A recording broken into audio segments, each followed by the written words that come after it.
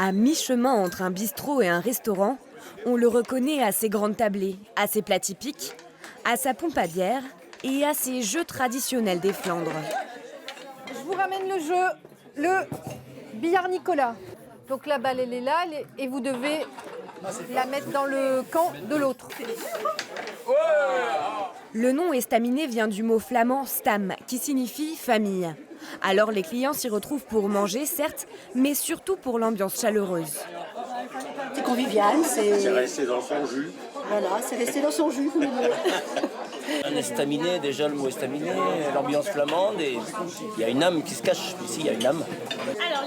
Propriétaires depuis 10 ans, Dominique et Eliane Hardy ont fait de leur estaminet une référence du genre. Le travers de porc. Le patron cuisine au cœur de la salle, juste à côté de ses clients. Donc j'ai un travers pomme de terre, une andouillette sauce.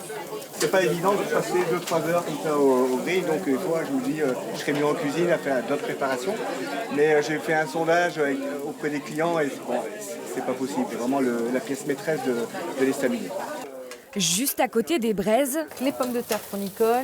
la table préférée de ce couple d'habitués. Le pot de chevelec. Servi spécialement par la maîtresse de maison chaque dimanche au déjeuner.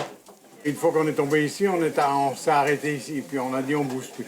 Parce que comme on sait, quand ils sont fermés, ils veulent quelquefois nous envoyer chez les concurrents. Mais nous, les concurrents, on n'en veut pas. Une institution, installée dans des murs qui datent du XVIIIe siècle. Ceux d'une ancienne maison commune au centre du village où, à l'origine, seuls les hommes se retrouvaient autour d'une bière. La boisson symbole de l'estaminet à laquelle même la décoration rend hommage, avec ses guirlandes de houblon. Si on prend une petite fleur comme ça, on la frotte dans la main et là on ressent vraiment ce qu'il y a dans cette bière. Un parfum d'amertume, de la fleur au verre. Donc si on sent le... Voilà, ça se ressemble. Des bières que les clients dégustent avec modération, avant, pendant et après le repas, dans un décor chargé de bibelots et d'antiquités, dont l'usage est parfois mystérieux. Alors, à quoi ça sert?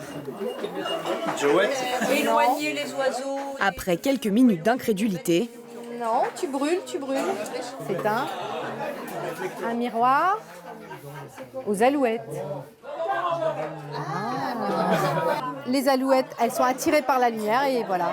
C'est un leurre, d'où l'expression miroir aux alouettes. mais pas besoin de pièges pour attirer la clientèle. Tous les week-ends, le restaurant est plein à craquer. Impossible de s'y restaurer sans avoir réservé.